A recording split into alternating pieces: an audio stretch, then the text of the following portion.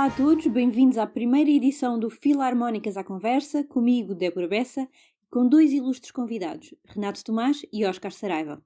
Boa noite, Débora e amigo Óscar. É claro que com prazer que aceitei este convite e uma conversa sobre música essencialmente, e vamos desfrutar um bocadinho também com esta conversa.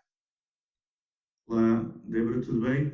Também um olá ao meu amigo Renato Tomás e obrigado por estar cá e agradeço o convite. O Filarmónicas à Conversa é o espaço onde daremos voz a todos os temas relacionados com o universo filarmónico, procurando dar respostas às questões fundamentais que muitas vezes se perdem na rotina prática do cotidiano de cada filarmónica. Tentaremos dar voz a cada elemento constituinte da banda, juntando músicos, maestros, direções, sócios, numa conversa guiada apenas pela nossa experiência filarmónica. Ora, hoje duas boas-vindas ao Renato e ao Óscar, e começaremos este segmento com as vossas apresentações, introduzindo a discussão sobre o maestro, uma figura com papel de destaque na banda, não é? Renato, brevemente, conta-nos como chegaste até este papel. Ora, uma vez mais, muito boa noite. Diria que foi uma chegada um pouco não muito preparada para estas andanças de maestro. Aconteceu muito naturalmente. É claro que o processo, digamos, normal do meu percurso da música foi acontecendo naturalmente, se calhar mais na parte final da minha licenciatura de instrumentista. Começou-me a despertar o bichinho para a vertente mais da direção e pronto, comecei a minha formação em 2008 na área de direção, pronto, acabei por me licenciar também na área de direção e atualmente a minha área está mais centrada nesta parte da direção musical de bandas filarmónicas e não só. E estás em que bandas hoje a trabalhar? Atualmente estou no Conselho de Alcobaça, banda maiorguense, na Sociedade Filarmónica Maiorguense.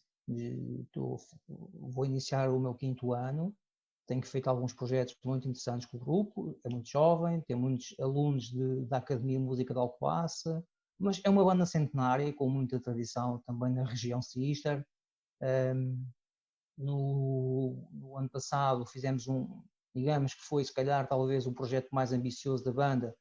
Recebemos o convite e participámos num encontro de bandas da Casa da Música, e foi um concerto memorável, digamos que foi se calhar o projeto mais aliciante, digamos assim, do ponto de vista artístico, e pronto, faz o trabalho normal de concertos mais temáticos, não é? E depois aquele trabalho de romarias também, encontros de bandas, o mais tradicional, digamos claro, assim. o tradicional. E estou também exato. na banda filarmónica da Sociedade de Alverninha, que é do Conselho das Caldas, uma banda também muito jovem, tem alguma tradição também na região das Caldas. Para o ano vai comemorar o seu centenário, estão com projetos também no desenrolar, e infelizmente, como todos estamos a atravessar esta fase de calamidade, as coisas estão mais ou menos paradas, ou mesmo paradas, não é? A atividade musical.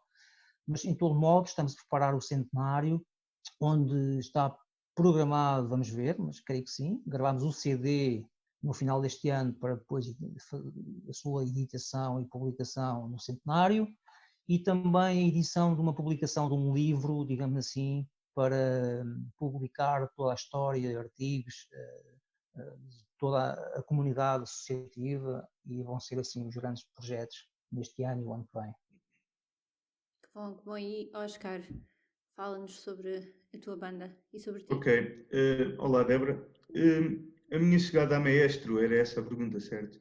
Eu acho que foi um bocadinho como aquele ditado diz, que a vida nos encaminha, porque eu tinha para aí 16 anos e comecei a dirigir uns ensembles de clarinete, depois comecei a dirigir a orquestra juvenil da banda, entretanto estava a dirigir uma orquestra ligeira, depois já não era apenas uma orquestra ligeira, já eram 3 orquestras ligeiras ao mesmo tempo, então a coisa foi indo por aí fora, até que um dia eu estava nos Açores a passar férias e me liga o presidente da banda da minha terra a perguntar se eu queria assumir a banda, porque eu estava a passar uma má fase, e a ver se eu conseguia de algum modo arregaçar um bocadinho as mangas e assumir esse desafio. Eu assim fiz.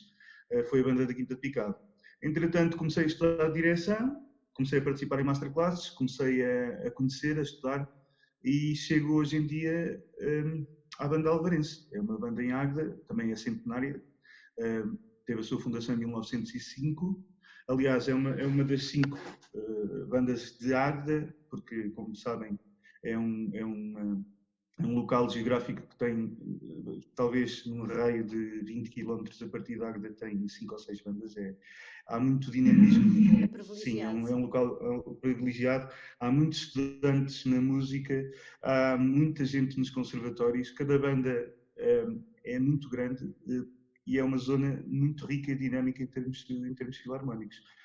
Cheguei lá este ano, estou lá há pouco tempo, entrei em outubro, por ocasião do último aniversário, e pronto, agora acontece esta situação deste vírus, né? E estamos a ganhar força para lançar outra época, porque é mesmo assim. E pronto, foi assim.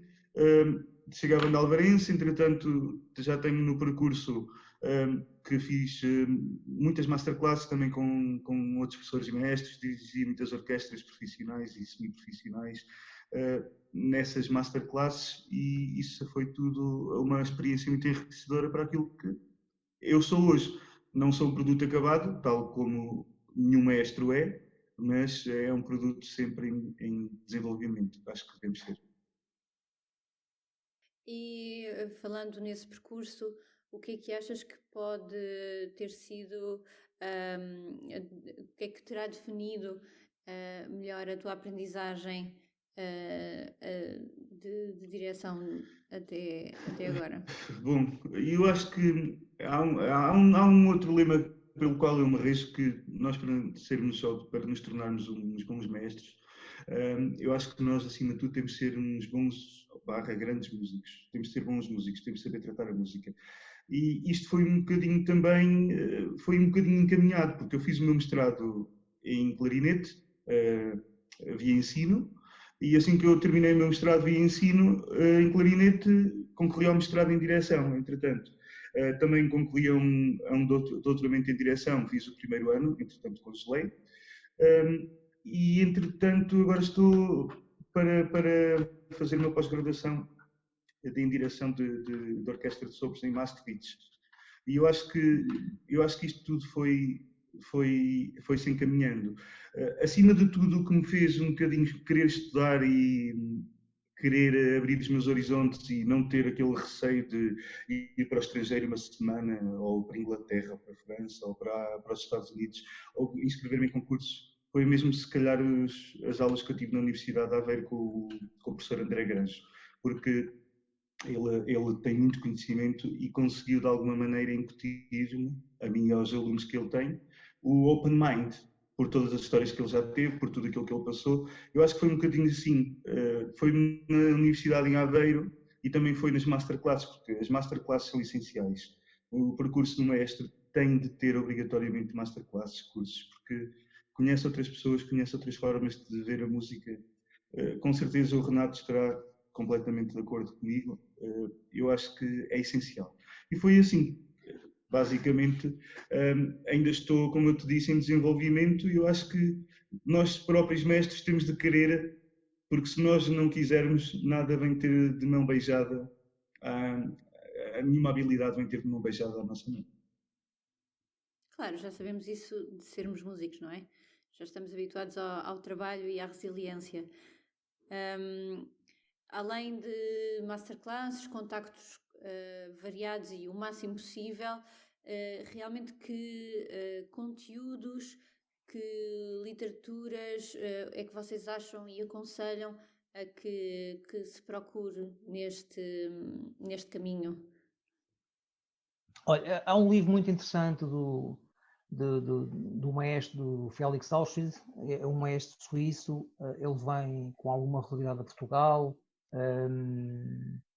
trabalhar com alunos que ele traz do estrangeiro, com alguns agrupamentos que ele consegue trabalhar cá em Portugal. Na Escola Superior tive a felicidade também de trabalhar com ele, e não só. Ele também já trabalhou na banda do Exército, este ano creio que teve também na banda da Polícia, e o ano passado também. Eu creio que ele a Aveiro também já foi fazer algumas masterclasses, creio. E ele tem algumas publicações e tem um livro muito interessante para técnica base maestro, que ele explora basicamente como ele interpreta as iniciações, invocando a batuta, os pequenos padrões, fala um bocadinho sobre isso, que é um livro muito interessante. Depois temos a grande, se pode chamar, uma das grandes obras, ou Bíblia talvez para o maestro, que é o The Art of Conducting, de Elizabeth Green, a norte-americana.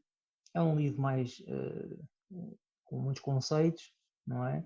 Mas interessante, um livro muito importante também. Temos também a Gramática para o Maestro do Max Rudolph, também é um livro muito interessante, também grande, com muitos conceitos. E acima de tudo, 2 livros que eu acho importantes que eu tenho, e são 2 clássicos também americanos, interessantes, que é do Robert Garofalo e do Battisti. Foram 2 grandes maestros que trabalharam em universidades e com bandas, orquestras sopros, se quisermos. É agora este termo, esta terminologia mais adotada, no qual eu gosto da terminologia banda, cresci nas bandas filarmónicas e acho que não é um termo depreciativo, pelo contrário, acho que é um nome bastante bonito e banda, reunir pessoas, não é? Todo o característico, e a nossa, cá em Portugal, a parte filarmónica, do espírito associativismo, etc. Eu considero que a banda é uma terminologia muito interessante e não descurar. Estes livros falam muitas coisas, onde exploram a afinação, tem técnicas também, técnicas de ensaio, que eu acho que é muito interessante para digamos assim, já dei aqui alguns livros, na minha opinião, importantes, e o Oscar também pode partilhar, talvez. Falámos então em conteúdos como a técnica, a afinação, técnicas de ensaio. Oscar, queres acrescentar alguma aprendizagem fundamental? Em livros, Débora, de livros, é o seguinte, Ou, eu tenho uma biblioteca cá em casa de mesmo muita coisa. O Renato Tomás disse muito bem sobre Battisti e Garofalo, mas eu vou ser muito sincero, eu nunca li nenhum livro até ao fim, porque eu acho que eu vejo mais a questão do maestro. Claro que temos de aliar a teoria à nossa prática, mas eu vejo mais a questão como no terreno. Eu acho que nós o que aprendemos é muito no terreno. Lembro-me um bocadinho aquele compositor que nunca leu nenhum livro de composição, mas que as composições são espetaculares porque ele guia-se pelo ouvido. Eu acho que isto aqui de mestre Gui, eu acho que nos temos de guiar basicamente pela comunicação e pela passagem de informação que queremos, não é? E eu nunca li nenhum livro até ao fim, mas posso-te acrescentar àquilo que o Renato Tomás disse, talvez o Handbook of the Technique of Conducting, do Sir Adrian Bolt, que uma vez que tive masterclass com o Douglas Bostock, ele sugeriu. E eu li alguma coisa do livro, não todo, mas li. E também um livro do Felix Sauswirth, que por questão de uma masterclass de direção que ele deu na Banda Sinfónica do Exército, ele publicitou que basicamente é um livro de exercícios para nós treinarmos divisões de compasso, divisões em 6, a 12, a 3. Tem uma data de exercícios que nós podemos fazer e que se chama Le Chef d'Orchestre Radon Cahier de Exercice, número 1. Ele tem mais que um. mesmo a compilação de É, exercícios. exatamente. Uhum. Fez uma compilação. Isto está à venda na internet, portanto, ele na altura ofereceu aos alunos. Pronto, outra coisa boa das masterclasses, né? Simpático. Sim, se calhar deixaremos alguma lista com algumas sugestões depois na descrição do nosso vídeo. Acrescentaste mais uma aprendizagem, que é a aprendizagem no terreno. Isso não há como enganar. Eu pessoalmente, algumas masterclasses que fiz, alguns documentos que li, mas nada que me tivesse feito evoluir tanto como pôr-me à frente de uma banda e treinar, não é? E sim, essa é uma verdadeira aprendizagem. Que conselhos dariam então a alguém que está agora a começar esta viagem? Em primeiro lugar, Eu acho que a decisão, lá está, para quem esteja a começar esta vertente mais para a direção de banda ou de orquestra, não é? Acho que, em primeiro lugar, tem que ter uma boa formação musical de base como instrumentista. Esta é a minha opinião. Acho que é muito importante. Ainda que conhecemos grandes maestros que, se calhar, não desenvolveram muito a parte académica enquanto instrumentistas, não é? Mas eu acho que é importante. Ainda o mais, talvez, para quem esteja fora da realidade de bandas, que hoje em dia conheço alguns jovens que vêm da área do estudaram piano e não tiveram se calhar tanto contato com as bandas, e hoje em dia vê-se uma aproximação grande de pessoas a tomarem contacto com este mundo, tanto compositores como jovens maestros, e aquilo que o conselho que eu tenho dado sempre é aproximem-se e, se possível, tentem praticar algum instrumento de sopro, pode-vos ajudar neste sentido, o contacto, tentem se calhar também experimentar a tocar em alguma banda, inserirem-se no meio para perceberem o espírito que se cultiva nas bandas, porque digamos que é um ADN muito próprio. Esses são dois conselhos que eu acho importantes, se calhar, para um jovem maestro que queira trabalhar no espírito filarmónico em Portugal. Primeiro, conhecer a realidade do agrupamento e se não for, não executar nenhum instrumento de sopro, digamos assim, aconselho a pelo menos tomar um contacto, etc. Acho que são dois aspectos fundamentais. Depois, obviamente que é importante hoje em dia, cada vez mais, e o Oscar há pouco tocou nesse ponto, ou fazer formação na área, que eu acho que é muito importante. Hoje em dia temos em Portugal 2 escolas que já dão formação nessa área e muito bem. Salientar o seguinte, não é à toa, e penso que em nenhuma parte do mundo isso acontece, creio, não há curso de direção de banda no nível secundário. Ou seja, os cursos para direção de orquestra ou banda é sempre um curso superior, porque isto tem uma razão de ser, não é verdade? Não é à toa que isto acontece. Os músicos têm que fazer uma experiência musical enquanto instrumentista, ou não mais na virada para a parte da composição, ou de canto, etc. Não é? E depois pode ter, já começa a ter, e acho que vem, miúdos que fazem o 12º ano e optam logo para estudar direção de orquestra, que hoje em dia isso é possível. Mas saliento aquilo que disse há pouco, que eu acho que é importante termos um background forte, e como o colega Oscar há pouco falou e bem, quanto mais nós estivermos fundamentados, porque estamos à frente de pessoas, não é? E hoje em dia existem jovens já muito bem preparados nas bandas, que têm uma formação até já académica superior, e o maestro tem que estar bem preparado, o melhor preparado possível para realmente exercer o seu trabalho artístico e não só, não é? Porque nas bandas também é uma componente humana muito forte, que o maestro deve estar minimamente por dentro e disponível sempre para alimentar esse desenvolvimento mais relações humanas, interpessoais, com o grupo, comunicação, etc. Tudo traços que estão inequívocos à função e ao desempenho da tarefa como maestro. Grosso modo, acho que dei assim as diretrizes mais gerais, digamos assim, mas acho que é importante fazer-se um curso de detalhado mais para a parte de direção, porque é importante. Aborda-se ferramentas, olhar para uma partitura, por exemplo, eu falo por mim, eu fiz um curso superior em música, não é verdade? Mas realmente quando nós estamos a estudar a nossa partitura, ou eventualmente a partitura de piano, a nossa, ou a música de câmara, vá lá, quando nós temos música de câmara e olhamos para um quarteto, quinteto, deccateto, etc., mas olhamos para uma partitura de banda, a coisa muda de figura, não é? É preciso tomar esse contacto. E se nós quisermos ir ao pequeno detalhe, e nesses cursos, como o Oscar falou, em masterclass também se faz isso, onde se vai ao pequeno detalhe da partitura geral, aí nós vemos realmente que é preciso nós olharmos para aquilo de uma forma profunda, como se faz no instrumento, não é verdade? Mas é muito disparo a diferença é muito grande. E eu comecei a tomar contacto quando realmente comecei a estudar a sério a parte de direção de banda e a ter contacto com essas partituras e não, afinal isto é gigante, não é? Ou seja, para percebermos, e não sei se o colega Oscar está de acordo comigo, basicamente é estudarmos os 30, 40 instrumentos que estão ali, cada um individualmente, ok? Uhum. Uhum. Pronto, eu concordo, Débora, também com o Renato. Aliás, concordo com praticamente tudo que ele disse.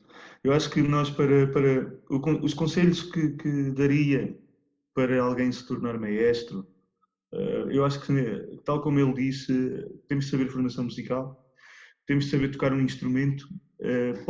Podemos não tocar o instrumento a um nível mundial, mas temos de saber a mecânica que é, ou soprar, ou os tempos de resposta de nós estarmos a tocar.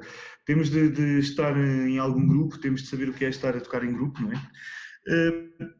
E talvez depois disso, se pensarmos em ser maestros, temos de começar com calma, porque há muito aquela coisa de nós, quando queremos ser mestres, ouvimos aqueles temas, aquelas bandas sonoras, aquelas grandes peças, aquelas grandes obras, e pensamos assim: uau, eu quero mesmo fazer isto. E de repente descontextualizamos um bocadinho as pessoas que temos à frente, não é? Porque uma coisa é aquilo que nós queremos e outra coisa é aquilo que nós podemos fazer. De género, já não podemos, se calhar, tocar um Dionysiacs do Schmidt, não podemos tocar uma sinfonia do Hindemith com um grupo completamente amador ou semi-profissional. É mesmo assim. Talvez uma terceira coisa que pudesse dizer a esses mestres que gostariam de começar carreira era arranjarem ao máximo um grupo, alguém que toque, alguém que sopra, alguém que lhes dê som, porque eu acho que a nossa função como mestres é muito moldar o som.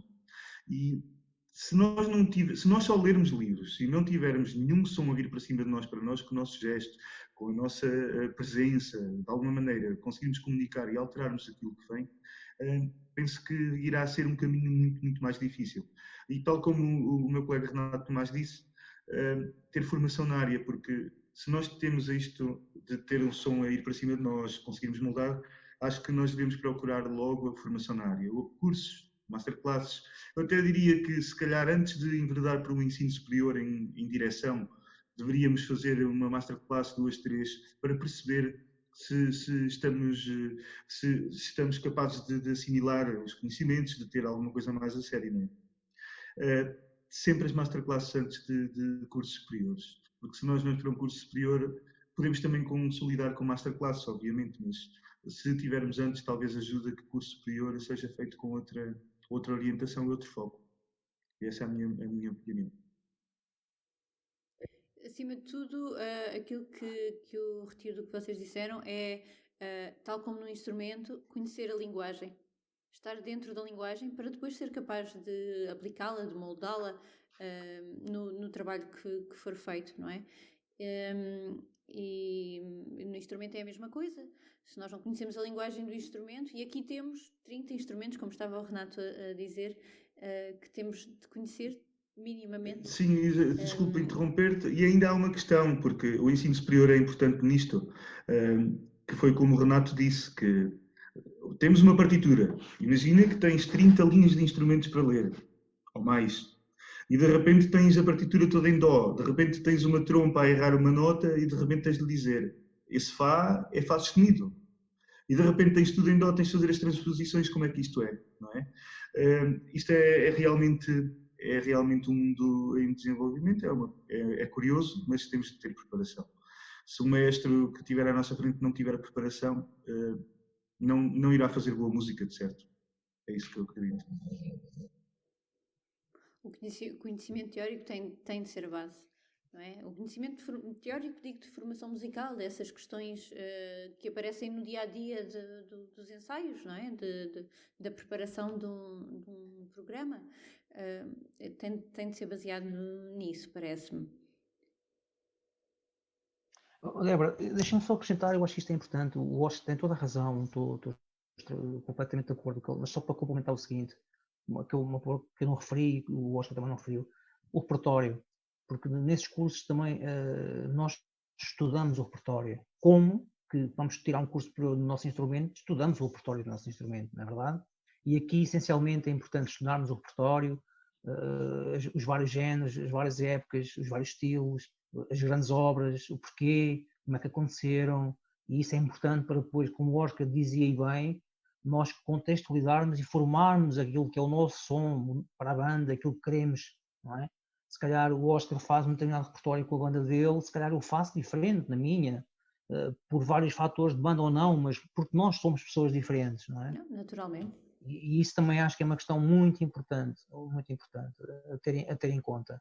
Uhum, uhum. Sem dúvida, sem dúvida. Acho que podemos ouvir um dos excertos musicais sugeridos pelos nossos convidados. Vamos ouvir o excerto do Oscar. Muito bem, Débora. Eu tenho aqui um excerto que pode ser adequado. É boa música, é de Percy Grainger e pode ser adequado para maestros que pretendam sair um bocadinho daquele registro de marcar sempre 2x4, 4x4, 3x4, aqueles comentários, aqueles compassos mais regulares, não é? É uma música de Percy Grainger, chama-se Ia Banks and Grace ou Bonnie Doon e está sempre em 6x8 e é sempre preciso marcar a colcheia. E o andamento é slowly flowing.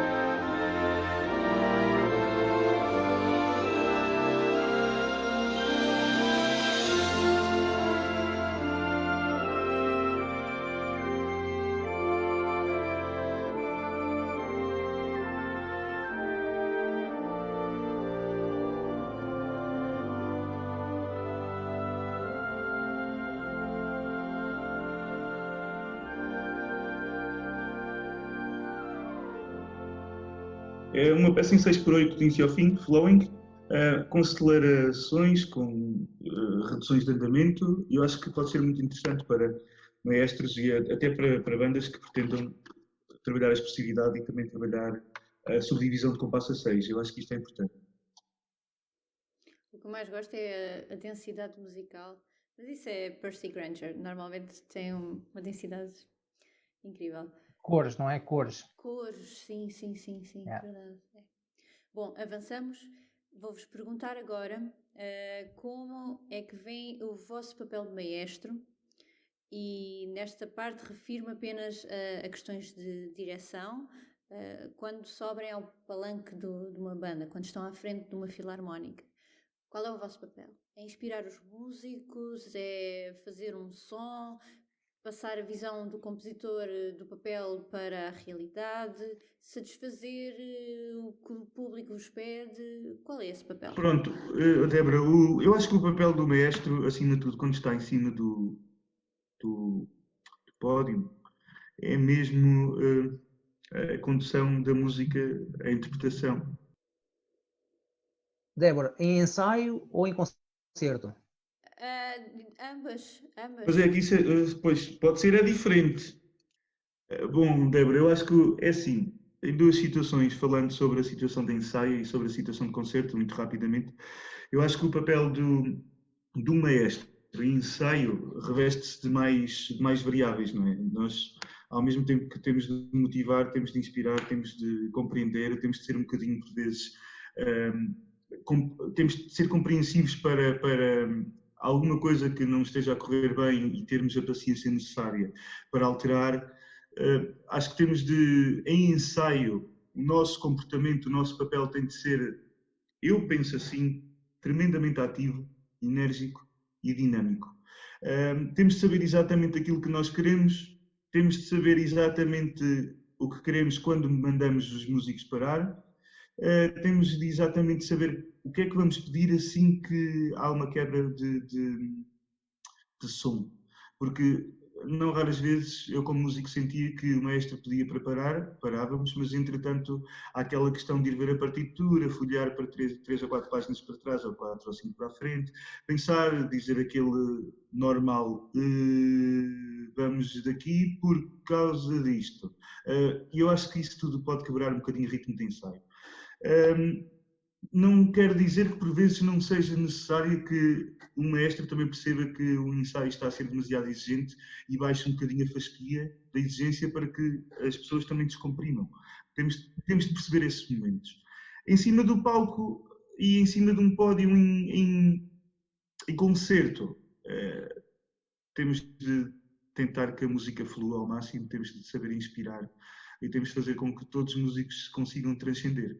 É óbvio que apenas o mestre não é capaz de fazer isto, as condições que nós temos no local também são propícias a isso.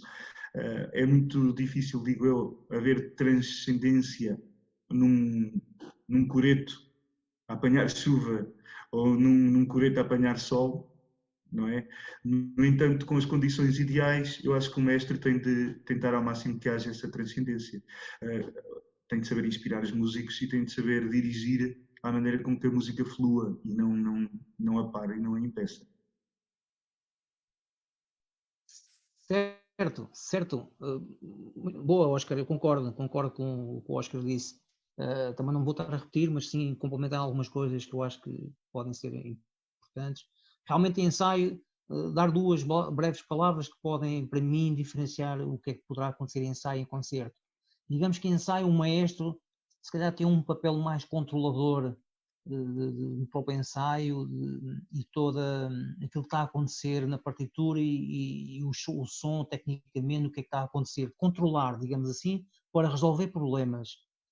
Num concerto, completamente o contrário. E aquilo que o Oscar falou, e bem, uma parte mais inspiradora, não controla se calhar pouco ou nada, não é? Tem que ser mais inputs, não é? Dar confiança, dar inspiração aos músicos, colocar um bom ambiente de abertura e ser um interface para o público. Acho que isso é muito importante. O papel do maestro em concerto deverá ser esse, não é? Um interligador com o público, conseguir passar o som, não é? Que a sua expressão corporal também, com o gesto, consiga passar a mensagem do som que está a acontecer para fora. Essencialmente eu fazia estes dois paralelismos. Em ensaio talvez controlar e em concerto não controlar, mas inspirar. Não é? Importante para mim, em ensaio, e como o Oscar falou e bem, e revejo-me também naquilo que ele disse, ter uma ideia do que é que nós queremos, logo de programação, saber que obras é que vamos fazer, não é? E preparar logo isso no primeiro ensaio, mostrar logo o macro, eu faço isso. Trabalho muito por programas, nas minhas bandas, excepto, digamos, a parte mais romaria, não é? Em que temos um programa mais standard, se podemos dizer assim.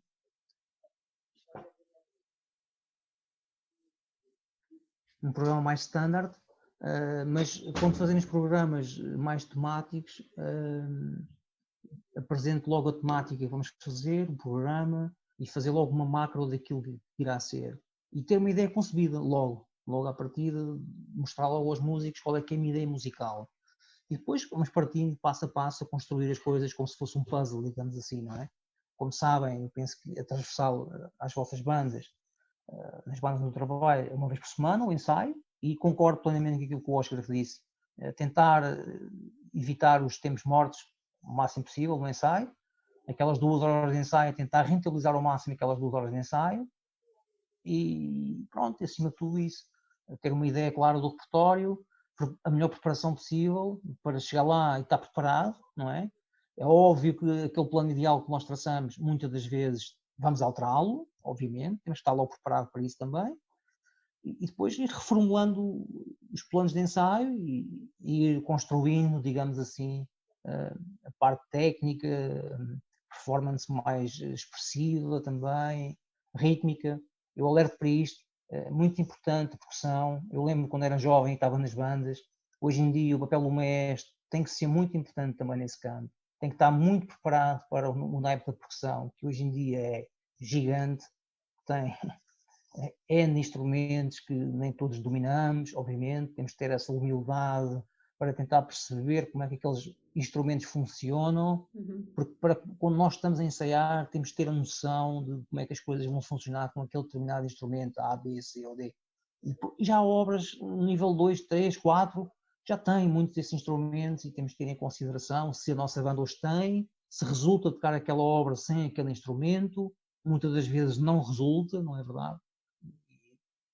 E esse é o papel do mestre, perceber o que é o repertório, a partitura, qual é que é o grupo que temos à frente, se adequa, se não adequa, que tipo de públicos a nossa banda vai atuar para que tipo de públicos, e toda esta conjugação acho que é muito importante a ter em conta do papel do maestro. No concerto, inspirar, desfrutar a música e fazer uma interface com o público. Grosso modo, é aquilo que eu me revejo, digamos assim. E todos estes pontos que tu referiste, Renato, achas que contribuem para construir uma imagem de credibilidade junto de uma filarmónica? Primeiro que nada, achas que é necessário ser essa a imagem do maestro, uma posição de credibilidade, de sim, eu sei o que é que estou aqui a fazer e o que é que eu quero que resulte daqui? Eu vou dar uma expressão muito curiosa de vários maestros que eu tenho tido o privilégio de trabalhar e muitos dos quais trabalharam com bandas portugueses, até mesmo o próprio Jean-Sébastien Berrault, nosso querido maestro, já com os seus 80 e muitos anos, e eles dizem, e muito bem, eu revejo-me nisto, o papel de um maestro, uma banda filarmónica, muitas das vezes é mais importante do que um papel do maestro numa orquestra numa cidade, numa capital. Porquê? Porque são grandes agentes nos meios mais pequenos, não é? Um maestro realmente pode fazer a diferença de contribuir de positivo para uma energia, uma linguagem, para uma mudança mais social, etc. Não é? E isso há que ter em conta hoje em dia nas bandas, porque as bandas hoje em dia têm uma componente também muito com esta parte de imagem ligada ao poder político local, etc. E acho que isso é muito importante nós termos essa consciência.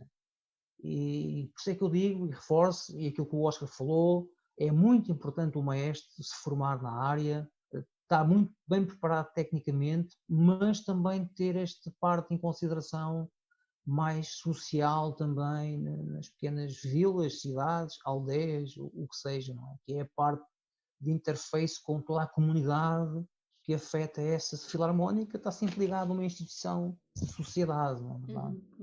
Não sei se respondi à questão. Sim, eu vejo, sabendo que a maioria dos músicos nas bandas filarmónicas, pelo menos na grande maioria, serão músicos amadores, músicos até estudantes, não é? E que o seu horizonte musical, por vezes, não é ainda o mais vasto, não é? O maestro será então esse motor para pegar em toda uma comunidade e elevá-la e, como tu disseste, transformá-la de uma maneira até social que outros veículos não conseguem fazer.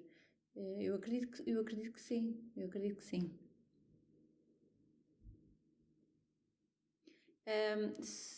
Estamos a falar de inspiração, um trabalho centrado na música. Será seguro assumir que os músicos partilham todos essa adoração pela música e que essa é a sua motivação para trabalhar e para frequentar uma filarmónica? Oscar, qual é a tua experiência? Eu acho que, Débora, da experiência que eu tenho, eu acho que as bandas, isso também tem influência, porque tendo em conta os objetivos que as bandas têm. Por exemplo, eu já tive a oportunidade de estar em bandas e tocar em muitas bandas e também dirigir algumas, e sei que as motivações dos músicos não são apenas o fazer boa música. Eu acredito que o fazer boa música é comum a todas, porque todos gostam de fazer boa música. No entanto, alguns músicos vão para a banda porque têm os amigos lá, outros porque têm a família lá, outros por causa de uma questão de hereditariedade, porque o avô e o bisavô já foram elementos da banda, até presidentes ou mestres, e até outros por uma questão de estudam fora à semana e aos fins de semana não estão com os primos ou com os amigos e vão à banda porque estão com eles. E eu acho que as motivações são muito influenciáveis. Só que, se me permite, se é uma coisa que eu já penso há muitos anos e que vou partilhar, uma coisa muito rápida. Eu acho que isto é quase como se fosse uma espécie de triângulo, em que cada vértice do triângulo tinha um nome diferente. Por exemplo, podemos ter bons serviços, bom maestro ou fazer boa música. Temos as três, bom serviço, bom mestre, boa música. Se tivermos duas destas, vamos conseguir sempre gostar de andar numa banda. Se tivermos apenas uma, pode não ser bom, porque se tivermos bom serviço e bom maestro, mas a música não é de acordo com aquelas nossas opiniões ou aquilo que nós mais gostamos. Se calhar gostamos, se calhar continuamos. Mas se só tivermos uma destas, eu acredito piamente que não acontece. Temos sempre de ter duas. Mas, acima de tudo, nestas mais de 800 bandas que temos a nível nacional, eu acho que o que move os músicos é o convívio e o quererem fazer música uns com os outros. Sem dúvida, nós verificamos que muitas vezes é esse o caso, não é? E é bom que assim o seja, porque, mais uma vez, falamos no aspecto social desta experiência, não é? Que para muitas crianças e para muita gente é o contacto que tem com um agente cultural, muitas vezes o único contacto que tem com um agente cultural. E as bandas, nesse sentido, são um agente cultural extremamente democrático. Como tu dizes, fica tudo em família, fica tudo em comunidade, tudo em aldeia, não é? E então Exato. toda a gente acaba por trabalhar para o mesmo porque toda a gente quer o mesmo, não é? O bom resultado. Sim, é mesmo em Final. comunidade, é mesmo em comunidade. Mas eu acho que essa é a questão essencial, é fazer música em conjunto, em convívio. Os músicos, na sua grande maioria, gostam de estar uns com os outros. Isto aqui é verdade, o filarmónico é assim, gosta de fazer música com os amigos, ponto. Agora, o facto de fazer boa música também, eu acredito que está muito ligado. Não haja ninguém que goste de estar apenas com os amigos e fazer má música. A boa música tem de estar aqui na equação. Exatamente. Nós vamos ouvir mais um excerto musical, desta vez uma sugestão do Renato. Esta obra, composta em 1913, digamos que está associada à primeira década do século XX, a compositores como Gustav Holst, que tem duas suítes para banda, a suíte do Vogel Mills também, obras que se tocam nas bandas filarmónicas, até nas nossas bandas filarmónicas. Eu escolhi esta obra essencialmente para mostrar o potencial, digamos assim, que a banda pode ter timbricamente. O compositor vai um pouco ao encontro disso, ou seja, e contrapor um bocadinho o que se fazia no final do século XIX e início do século XX, que as bandas tocavam essencialmente transcrições do grande repertório erudito, orquestral, digamos assim. E Florian Schmidt escreveu esta obra dando um contexto, digamos assim, de sonoridade à banda como se fosse uma orquestra, não é? E realmente ele escreveu esta obra a pensar em instrumentistas de alta performance, não é? E para fazer esta peça nas nossas bandas filarmónicas, diria que se calhar nem todas têm essa capacidade talvez técnica, não estando a desprimar, não é verdade, mas também porque a obra é complexa, mas ainda assim é uma obra que eu tenho em consideração, pelo menos auditivamente mostrar aos meus músicos, porque é uma obra muito diferente e para a época, não é? E tem uma sonoridade orquestral, se quisermos, muito mais orquestral do que bandística, se quisermos, digamos assim. É um desafio ou uma meta a atingir um dia, porque Exatamente. não, é um sonho. essencialmente uma referência auditiva, se quisermos, não é? Que é importante também termos. Lá está para a construção da tal linguagem. Exatamente, Sim, sim, exatamente. sim, Vamos sim. ouvir então.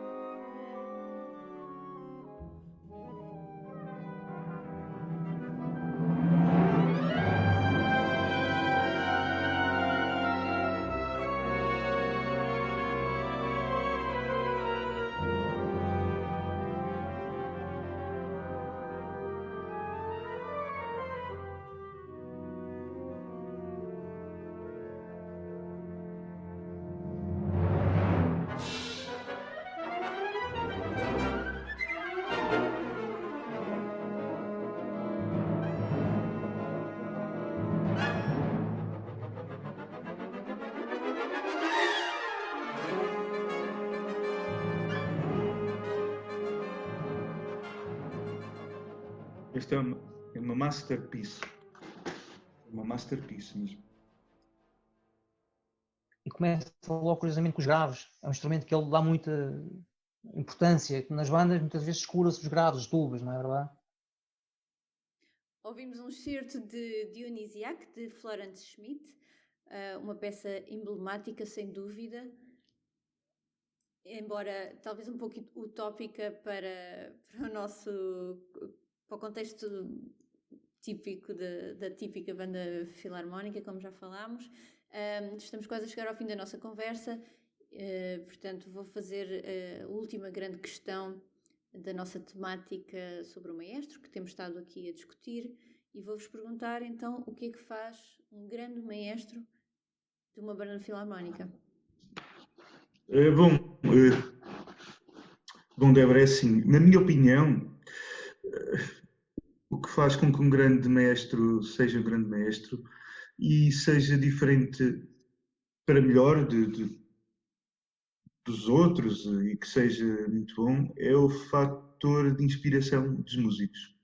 Eu acho que é essa a palavra certa, é a inspiração, porque o maestro tem que ter esse poder, o poder de inspirar, o poder do tratamento à música mais transcendente. Ser maestro não é só marcar um compasso regular e um compasso composto maravilhosamente bem, porque se o maestro só souber técnica, repara, com as experiências todas que existiram, até os macacos sabem fazer técnica. Se nós ensinarmos um macaco a dirigir 3x4, 4x4, 2x4, ele vai dirigir. Ora, isto é uma experiência interessante de fazer um dia. Fica a dica. Sim, eu acho que sim. Eu acho que não é um maestro não pode ser tecnicista, não pode, tem de inspirar, tem de saber mais, tem de ter uma aura musical mais transcendente. Eu acho que é isso que difere um grande maestro, é essa aura que consegue transmitir aos seus músicos.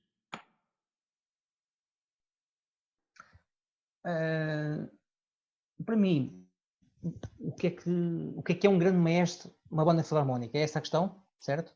É essa a mesma questão. Ponto número 1. Vou-me repetir, se calhar, um pouco aquilo que já falei na questão anterior, ou nas duas anteriores, talvez. Acima de tudo, o maestro tem que conhecer, ou deve conhecer, o grupo que tem à frente. Não é? Porque, como sabem, as bandas são muito dispares. De região para região, ponto número 1, não é verdade? E depois também de própria localidade, não é? Onde essa banda está inserida, com os valores mais locais, com os valores e os traços da própria associação, não é? Há muitas coisas intrínsecas que temos que perceber como é que funcionam. Acho que esse é o ponto número 1, para nos inserirmos socialmente com aquele mística associativa que essa filarmónica está integrada, digamos assim. Tem casos de colegas que não se adaptaram por essas questões. Bons maestros que fazem um trabalho excelente, com formação, mas tiveram dificuldades nessa ligação mais institucional, digamos assim, não é? A questionar-me porque é que aquilo tinha que ser daquela forma e não podia ser como ele queria, e etc. E às vezes são barreiras que se põem. Isso acho que é um ponto interessante a ter em conta. Número 2, após de estar contextualizado com isso tudo, é claro que adequar o seu método para aquele grupo. Não é? Isso acho que também interessante. O que é que se pretende para aquele grupo? Criar um projeto artístico para aquele grupo. Acho que esse é muito importante para no futuro vir a ser um bom maestro ou reconhecido como tal naquela banda. E não, digamos que entrar numa postura de o que é que temos para fazer, então é isto que eu vou fazer. Não. Eu acho que o maestro tem que ter essa capacidade, como o Oscar disse, não é? Ter esse componente de influenciar e de inspirar, que consiga criar um projeto para esse agrupamento. E que no futuro isso traga, digamos que, os sucessos, mas naturais do produto artístico que vai desenvolver. Acho que isso é o mais importante, sinceramente. E fazer o seu trabalho. Fazer o seu trabalho semanalmente, mensalmente, baseado nestes 3 fatores, para mim, importantes. Primeiro, institucional, estar integrado nesta parte institucional. Segundo, criar o seu projeto artístico para essa banda, não é? E terceiro, executar esse projeto artístico com base nestes 2 grandes vetores, digamos assim. E isso, para mim, são nesses valores base que para mim são fundamentais, que é para depois também ter um reconhecimento institucional com as pessoas, porque é importante, não é? E eu vou aqui dar um ponto importante, que isto é tudo extramusical. Até a simples relação que nós temos, por exemplo, com a senhora que vai fazer o almoço, que vai ser um concerto integrado no aniversário, onde tem lá 200 sócios a almoçar, em que o maestro, se tiver uma ligação e um carisma forte com a senhora que está na cozinha, por exemplo, isso é muito importante. Mas isto não tem nada a ver com música, não é verdade? Mas estou com a componente social, que eu acho que é importante, cada um sente como sente, cada um vai executar isso à sua maneira, porque cada pessoa tem o seu percurso de vida, tem a sua personalidade, tem os seus traços, está na vida, etc. Mas eu acho que esta componente social, indo ao encontro daquilo que o Oscar falou há bocado também, acho que é importante. As pessoas não vão para a banda, essencialmente, a grande maioria, a pensar na música. Se calhar na última década já temos jovens que vão para a banda a pensar na música, porque estudaram música, não é? Mas a grande maioria vai para a banda para estar com os amigos, para se divertir com a música. Isso é que é muito importante. E o maestro, lá está, tem que ter essa capacidade, no fim de receber aqueles jovens, de lhes incutir o gosto pela música e pelo seu projeto artístico. Acho que diria eu que seria mais ou menos esta a conduta, que é aquilo como revejo e aquilo que eu tenho feito, digamos assim. E lá está, o ser um grande maestro também é muito relativo, não é?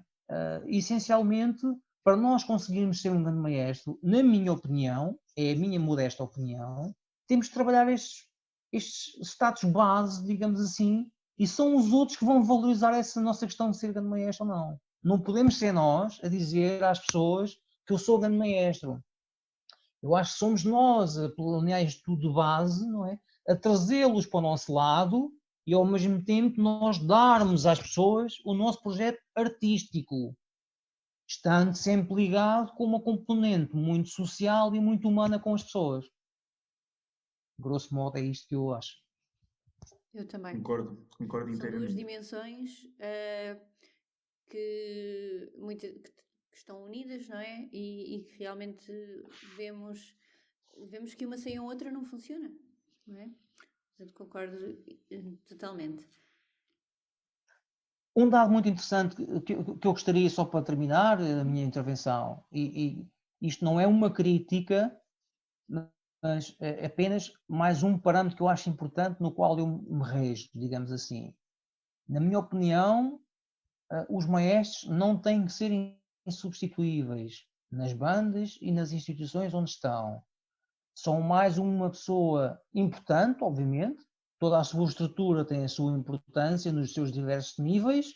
O maestro, é claro que tem a sua importância dentro da estrutura que está inserido, não é? Mas, essencialmente, o maestro não pode criar a sua posição insubstituível. Pelo contrário, eu acho que o maestro tem que ter a capacidade, lá está, de criar mecanismos de comunicação e de estrutura e etc. com as pessoas que trabalham com ele para que seja uma equipa, não é? E que cada vez o maestro consiga estar mais liberto só para pensar mais na concepção artística daquela associação. Acho que isto também é uma questão muito importante que lá está, ao longo dos últimos anos, eu acho que temos mudado muito nas bandas, consideravelmente, mais uma vez por dois grandes fatores que eu acho importantes que tiveram uma grande mudança, a nível dos maestros e dos músicos. Houve uma grande evolução na parte de formação dos maestros e também tem havido nos últimos, se calhar, 2 décadas, 3, Sim, nos músicos. Não é? E para mim, uma terceira patamar que acho que é importante é na parte diretiva, nos órgãos sociais, em que realmente ainda vejo que há algumas, como é que eu vou te explicar, algumas...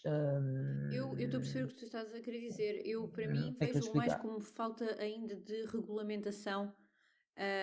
Regulamentação no sentido de processo, Regulamentação e próprio da parte. e às vezes não é competência, porque as pessoas fazem o que podem e estão lá todas por voluntariado, etc. Mas devia de Mas haver depois, lá formação está, para essas enquanto que os pessoas, na minha maestros opinião. e os músicos têm cada vez mais formação e é cada vez mais claro o que é que têm de fazer e qual é o percurso, e etc, Exatamente. etc, daquilo que temos vindo a falar, muitas vezes na parte associativa não se verifica tanto, ainda não se verifica tanto. No entanto, eu já vejo um movimento de mudança e um movimento de querer aprender mais da parte de direções, da parte de equipas técnicas, da parte até de câmaras que fornecem Certo, certo, como melhorar certo. esses aspectos. Eu tenho visto esse movimento. Sim, eu também, mas acho que Sem ainda há muito a dúvida. fazer nesta área. E se nós vermos, nós estamos só a dar importância à música, é a nossa área, Uhum. obviamente, certo? Mas não se podemos esquecer que estamos muito dependentes desse trabalho. Eu diria que, até vou mais longe, isto é apenas umas previsões minhas, não é? Eu diria que, depois deste estado de calamidade, felizmente, espero que passe o mais rápido possível, isto vai ser mais visível ainda, não é? Fruto das várias consequências que vamos vir agora a ter, com falta, se calhar, de apoios, porque os dinheiros tiveram que ir mais para a saúde, etc., não é? Acho que vai ser importante nos organizarmos ainda melhor, porque os dinheiros não vão ser abundantes, não é verdade? E temos que ter estruturas sólidas e o nosso trabalho já está a ser pensado, temos bons mestres a pensar em bons produtos artísticos, mas isto sem a parte base vai de valer pouco, Claro, faço-me claro. entender? São tempos. Ou melhor, se a parte base estivesse ao mesmo nível, era muito Pelo diferente. menos a segurança seria outra. A confiança com que agora voltaríamos Exatamente. seria outra, concordo plenamente. É um outro tema que, Renato, se calhar temos de te chamar novamente para virmos discutir. Fica para outras núpcias. Por hoje vamos despedir-nos, já estivemos aqui à conversa, falamos sobre o maestro, centrámos-nos hoje nesse tema e vamos terminar a nossa conversa. Temos estado à conversa com Renato Tomás, o maestro da Sociedade Filarmónica de Alverninha, Maiorguense, e Maiorguense, aliás. Renato, queres deixar alguma publicidade, fazer alguma divulgação de algum projeto das tuas bandas? Estou na Alverninha, estamos centrados agora neste biénio na concretização do projeto artístico para celebrar o centenário, onde vamos fazer a gravação do primeiro CD da banda e a publicação de um livro com toda a história do centenário. Na Sociedade Maiorguense tínhamos também 2 projetos muito interessantes para este biénio, que vai ter um delay alargado. Mais para a parte artística, estamos a planear um mega concerto, se podemos chamar, com uma banda, não vou anunciar porque não está nada ainda fechado, com uma banda de palco. Vamos fazer um mega concerto inserido num festival da região Sister. Esse é o próximo concerto que vamos fazer, integrado numa grande feira local nesse aspecto. E tínhamos planeado, tivemos que adiar, foi na Páscoa, e a partida será para o final do ano, talvez Natal, um concerto com 2 cantores líricos numa igreja, e para ser tocado dentro do mosteiro em Alcobaça. Esses são os 2 projetos assim que tínhamos para este ano, e que a partir de um ficará para o final do ano e o outro para o verão do ano que vem, 2021. Esperamos. Ficaremos atentos. Despeço-me também do Oscar, da banda alvarense. Oscar, publicidades. Bem, nesta altura é complicado fazer publicidades, Débora, porque por causa de nós estarmos todos em confinamento, todos os projetos e mais alguns ficaram para o ano 2021. Aliás, estamos todos em impasse. Exato. O que eu te posso acrescentar é que, em relação à banda alvarense, nós tínhamos um concerto com os Delfins no Agitado deste ano, mas que ainda não se sabe se vai acontecer. Se não acontecer, provavelmente será para 2021. Temos também aí, em previsão, 2 ou 3 contactos para colocar solistas internacionais a tocar com a banda. E em breve, isto pode acontecer porque isto é derivado ao confinamento, vamos ter uma estreia mundial de uma obra que foi encomendada para ser executada nas redes sociais. Portanto, acho que dentro das ferramentas que nós temos, tentarmos sermos ativos e dinâmicos é esse modus operandi que nós temos de ter. Em relação aos projetos, foram todos cancelados, portanto, se calhar em 2021 as bandas vão regressar mesmo em força. Estaremos todos de ouvidos abertos. Débora, permites-me fazer só mais uma questão? Lança aqui o desafio entre amigos, fazemos um encontro com as nossas bandas. Opa! Muito bem! Muito bem, mas sim, vamos lá mexer os cordelinhos. Pode ser que o vírus já não esteja aí, não é? Vamos pensar nisso. Vamos terminar a nossa conversa. Agradeço já aos nossos convidados o tempo que despenderam para estar connosco aqui no canal da Sociedade Filarmónica Hermesgirense, comigo, Débora Bessa. Foi um prazer. Igualmente, obrigado pelo convite. Muito obrigado pelo convite, Débora, e que tudo corra bem para todos e que todos façam muito boa música. Um abraço ao Renato Tomás, que foi um prazer fazer painel com ele. Um abraço. Saudades, está. Despedimos-nos também dos nossos ouvintes. Obrigado por nos ouvirem. Podem deixar questões, comentários nos sítios habituais no Facebook e no YouTube. E então, até breve.